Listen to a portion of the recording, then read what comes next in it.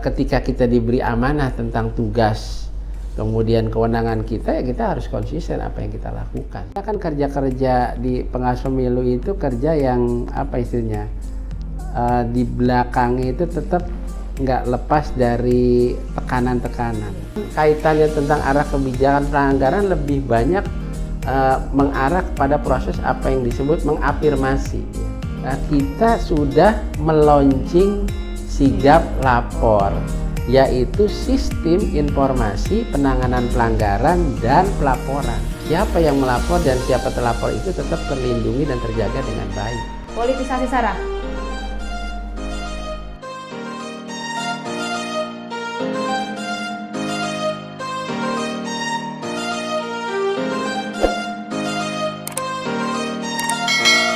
Assalamualaikum warahmatullahi wabarakatuh. Halo sahabat Bawaslu Kabupaten Kulon Progo, bertemu lagi di konten kami di Balik Pemilu.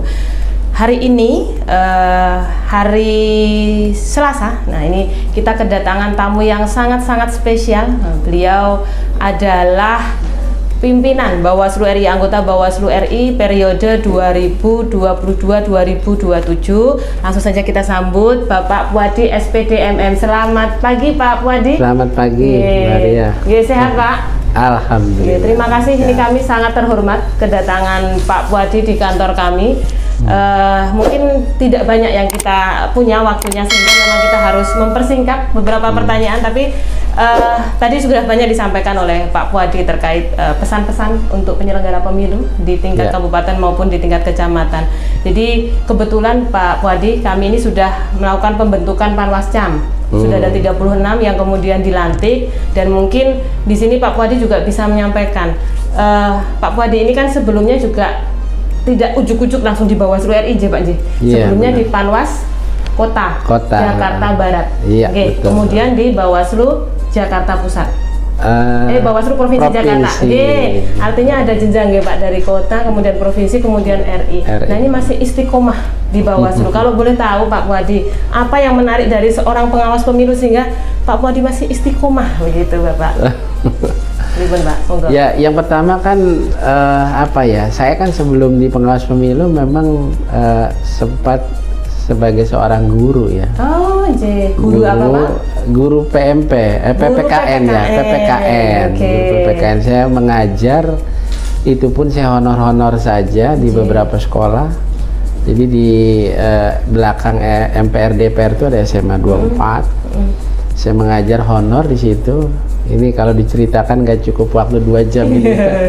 Saya juga mengajar di tidak hanya di situ, ada juga di SMA 37, kemudian SMA 30 ya Mbak Ria pada saat itu ya. Kebetulan materi-materi dalam pelajaran yang saya ajarkan itu tentang demokrasi salah satunya. Karena kan lebih banyak mengajar tentang pendidikan Pancasila dan kewarganegaraan. Nah, ada materi tentang ketakwaan, kedisiplinan, dan bahkan juga materi tentang demokrasi gitu. Berangkat dari hal yang pernah saya ajarkan kepada siswa pada saat itu, bahwa itu kan konsepnya di dalam kelas ya, banyak mengajarkan teori-teori gitu loh. Nah, saya ingin kebetulan pada saat itu saya ada informasi terkait rekrutmen Panwas kota di tahun 2013 pada saat itu untuk pemilu 2014 gitu loh. Dan saya sendiri sebetulnya nggak ngerti awalnya Panwas itu apa gitu, karena kita sebagai seorang guru ya. Tetapi selisih antara saya honor mengajar di 2001, 2002, 2003. Sebelum itu saya pernah di bimbingan belajar. Masih sekitar mengajar ini ya. Bimbingan belajar, hampir seluruh bidang studi saya mengajar di situ. Maksudnya ada tawaran ngajar, sekelas ngajar apapun kita terima pada saat itu. Tapi memang saya lebih spesifik mengajar ilmu sosial, PPKN dan sebagainya. Termasuk juga pada saat itu saya diberi amanah untuk memimpin satu sekolah musik. Namanya Purwacaraka Musik Studio pada saat itu. Dan itu franchise pertama loh Mbak pada saat itu tahun 2003 di Kelapa Gading. Supaya otak kanan otak kiri seimbang nih. Apa Pak yang gitu. dipegang Pak? Kalau musik kan Jenan pegang apa? Pegang piano kita, piano klasik. Nah, itu pun ya namanya hidup 90% di tengah orang-orang musik, ya kita harus mengerti gitu. Langsung baru 2013 untuk pemilu 2014 ikut seleksi. Awalnya memang nggak ngerti apa pengawas pemilu gitu, tapi begitu kita ikut proses seleksi sehingga kita menjiwai ya, bisa merasakan bahwa ketika kita diberi amanah tentang tugas kemudian kewenangan kita, ya kita harus konsisten apa yang kita lakukan pada saat itu gitu loh. Dan ini mungkin banyak juga loh Pak yang dialami Pak Puadi juga dialami oleh teman-teman di Bawaslu Kabupaten, mungkin di Panwascam yang dulunya belum tahu itu Panwas itu apa. Pak Puadi kan sebelumnya guru nih. Nah, masuk ke Panwas kemudian masuk divisi apa Pak pertama Pak? Divisi tetap konsisten penanganan pelanggaran. Dari seorang guru yang mohon maaf berarti belum ada background hukum nggih Pak? Tidak ada background, tidak ada. Nah, ini Panwascam, Bawaslu Kabupaten Kota mungkin juga banyak Pak yang tidak ada background hukum sama sekali kemudian harus masuk ke Bawaslu atau Panwascam yang dimana kita harus tahu tuh Pak terkait hukum. Nah, ini gimana Pak? Ya, yang terpenting adalah ketika kita sudah masuk, ya diberi amanah, diberi tugas untuk menjadi pengawas pemilu. Jadi kita melepas kita dengan latar belakang, wah ini karena bukan orang hukum, berarti kita tidak bisa menjadi divisi yang dipegang berkaitan tentang penegakan hukum. Sejatinya adalah ketika dia diberi tugas, ya diberi tugas kemudian diberi amanah sebagai pengawas pemilu, itu melepaskan divisi apapun. Yang terpenting adalah mereka kalau sudah masuk di dalamnya, maka dia harus wajib hukumnya untuk melakukan penegakan hukum dalam rangka mewujudkan keadilan pemilu itu sendiri gitu. Oke.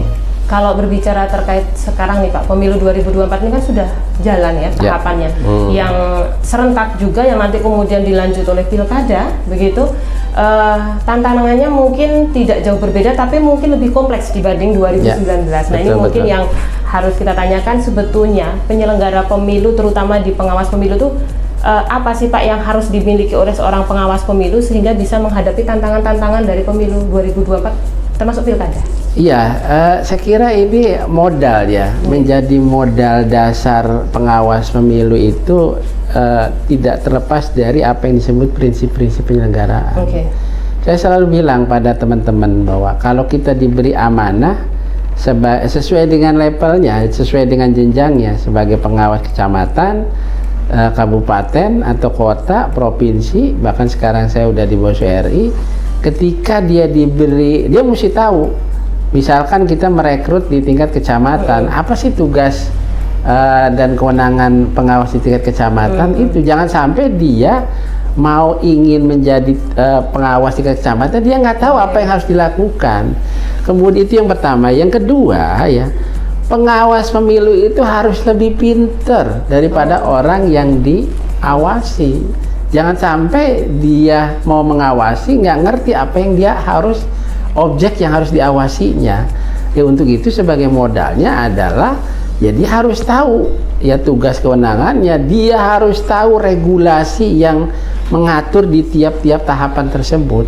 Sekarang misalkan tahapan penyelenggaraan sudah ada, KPU dengan mengeluarkan PKPU 3-nya, tahapan pendaftaran dan verifikasi partai politik sudah ada di PKPU 4. Belum lagi mereka sebagai pengawas pemilu sesuai jenjangnya harus tahu regulasi Bawaslu yang mengatur. Perbawaslu 7 itu apa, 8 apa, 31 apa, Perbawaslu tentang pola hubungan itu apa. Jadi harus betul-betul tahu, sehingga kalau sudah mengetahui, dia akan lebih enak dalam melakukan proses pengawasan itu sendiri gitu.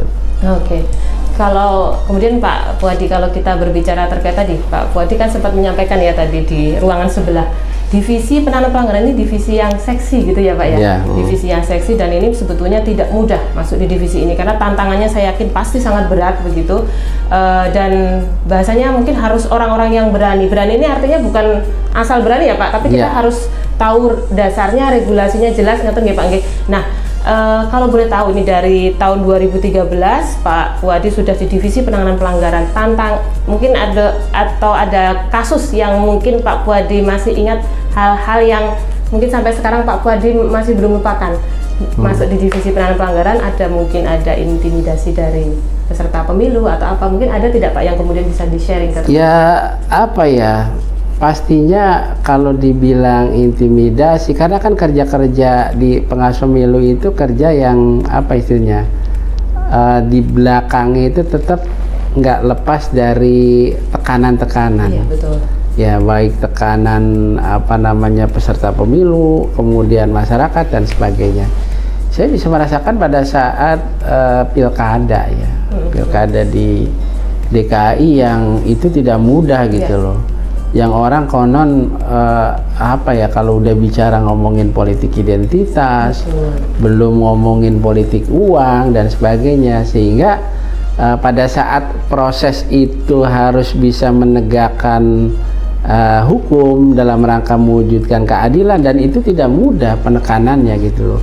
Bagaimana pada saat itu diperhadapkan dengan sebuah persoalan lah ya, misalkan ada beberapa spanduk-spanduk yang lebih mengarah kepada SARA, kemudian siapa yang masang, dan bagaimana tuntutan masyarakat kenapa ada spanduk di masjid kemudian tidak diturunkan, bagaimana kalau kemudian kita datang untuk menurunkan itu tidak mudah membalikan telapak itu, dan itu pun hanya 1-2 kasus, belum lagi kasus-kasus yang sekiranya kita memang harus betul-betul menjalankan penegakan hukum dengan baik itu, dengan artinya kalau sudah belum menyangkut regulasinya apakah itu memenuhi unsur atau tidak, tapi masyarakat di luaran sana ketika adanya politik uang misalkan, kok kenapa tidak bisa tidak bisa dilakukan penegakan atau tidak tegas dan sebagainya, sementara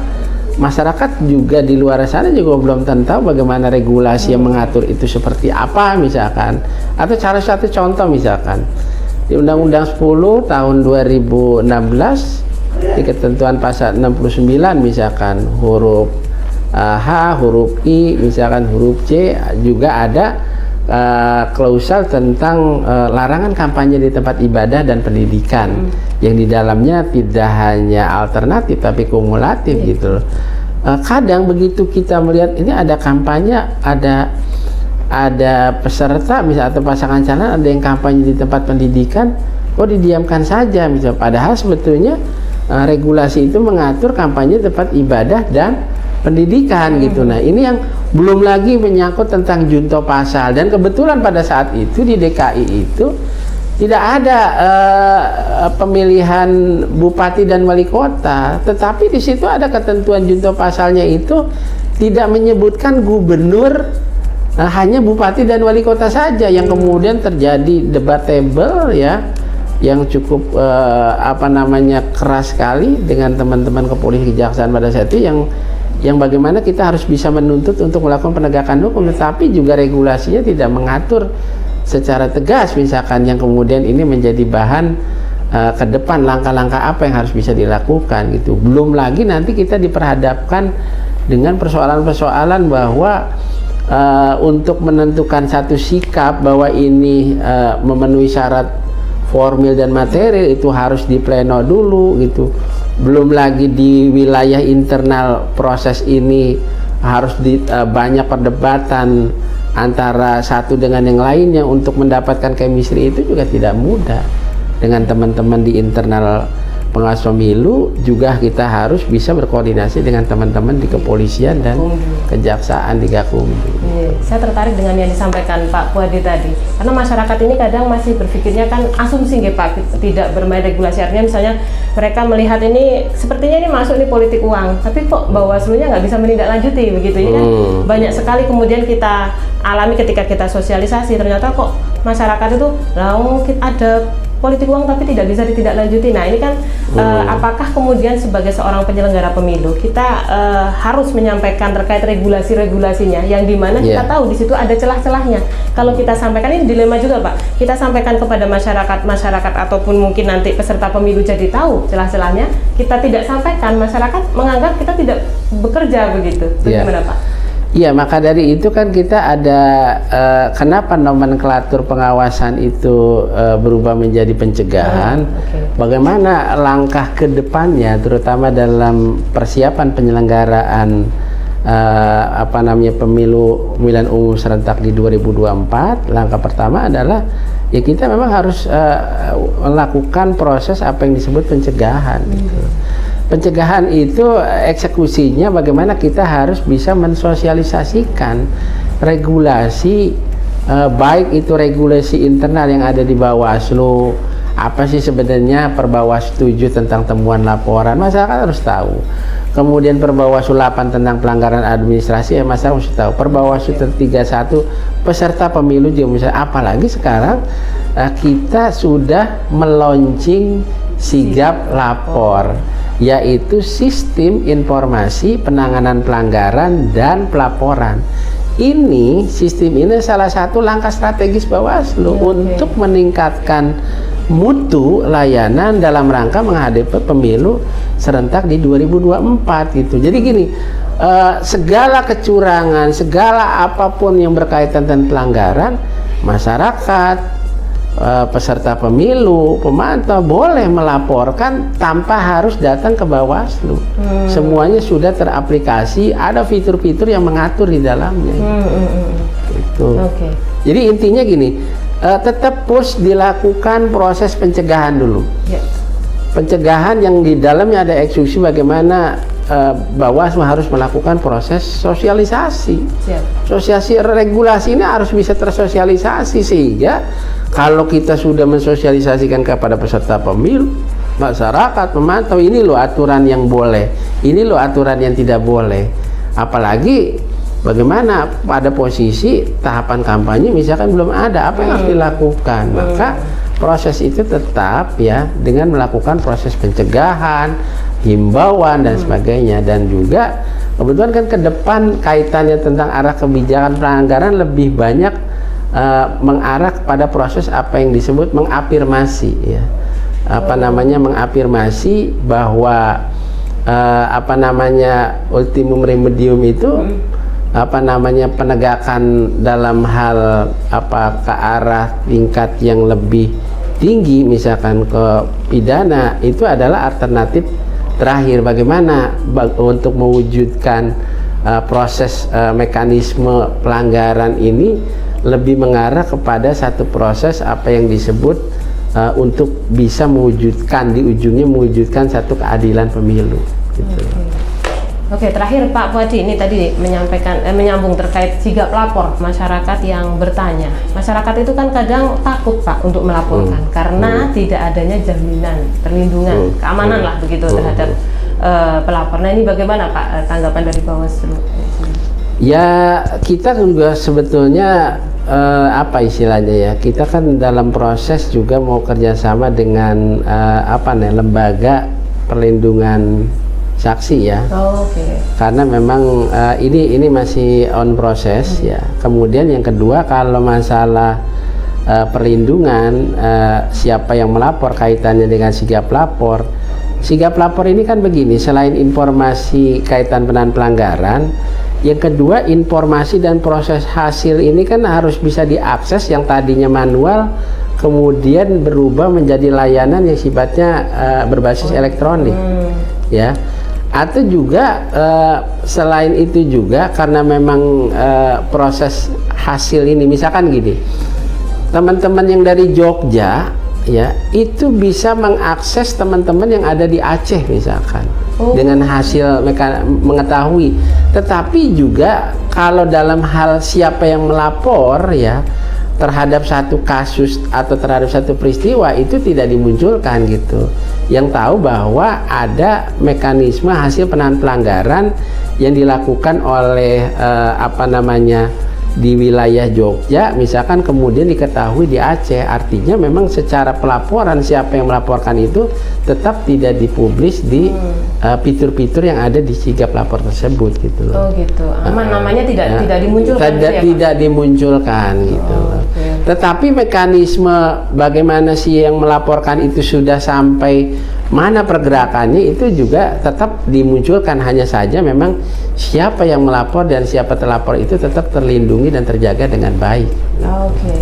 Itu tadi banyak sekali yang disampaikan oleh Pak Puadi terkait bagaimana kemudian seorang penyelenggara pemilu harus menghadapi tantangan-tantangan yang kemudian ada di pemilu 2024. Dan sekarang ini sesi kedua. Kita ada sesi namanya sebut dengan satu kata, Pak. Nanti saya akan menyebutkan satu kata atau satu istilah begitu. Kemudian Pak Puadi nanti menyampaikan dengan satu kata. Misalnya gini, saya menyampaikan politik, Pak Puadi misalnya bersih gitu. Gitu ya Pak ya? Siap ya Pak, tapi harus dengan cepat Pak. Oh. Oke, yang pertama ya Pak ya. Demokrasi. Ilmu. Oke. Pemilu. Jujur. Integritas. Sopan. Partai politik. Nurani. Politisasi SARA. Tidak aman. Terakhir, Bawaslu. Bersama rakyat awasi pemilu. Bersama Bawaslu tegakkan keadilan pemilu. Oke, tepuk tangan untuk Pak Puadi. Oke, terakhir Pak Puadi mungkin closing statementnya, mungkin pesan-pesan baik untuk penyelenggara pemilu di Kabupaten Kulon Progo maupun untuk masyarakat di Kabupaten Kulon Progo. Buat pertama ya, buat teman-teman penyelenggara Kabupaten Kulon Progo tetap menjalankan tugas dan kewenangannya dengan baik, menjalankan prinsip-prinsip penyelenggaraan sebagaimana diatur oleh undang-undang. Untuk masyarakat Kulon Progo, apabila ada dugaan pelanggaran yang ada di lingkungan Kabupaten Kulon Progo bisa dilaporkan, kemudian disampaikan kepada Bawaslu. Tidak hanya datang ke Bawaslu, sekarang sudah ada aplikasi Sigap Lapor, silakan bisa diakses aplikasi tersebut ya, tanpa harus datang, tanpa harus bertanya, sehingga ini memudahkan masyarakat dalam layanan penerimaan laporan ketika ada dugaan pelanggaran penyelenggaraan pemilu dalam rangka pemilu serentak di 2024. Sudah cukup Pak? Terima kasih Pak Puadi atas ilmu-ilmunya, wejangan-wejangannya bagi kita semua. Kami berharap semoga pemilu 2024 bisa berjalan dengan baik ya Pak, bisa menghasilkan pemimpin-pemimpin yang berkualitas, terutama mungkin karena kami di Kulon Progo, terutama di Kulon Progo, begitu ya Pak. Sekali lagi kami ucapkan terima kasih dan mohon maaf apabila dalam kami membawakan acara ini banyak salah. Dan terakhir Pak, kita tagline-nya Bawaslu ya Pak. Bersama rakyat ya Pak. Bersama rakyat awasi pemilu. Bersama Bawaslu tegakkan keadilan pemilu. Assalamualaikum warahmatullahi wabarakatuh. Salam warahmatullahi wabarakatuh.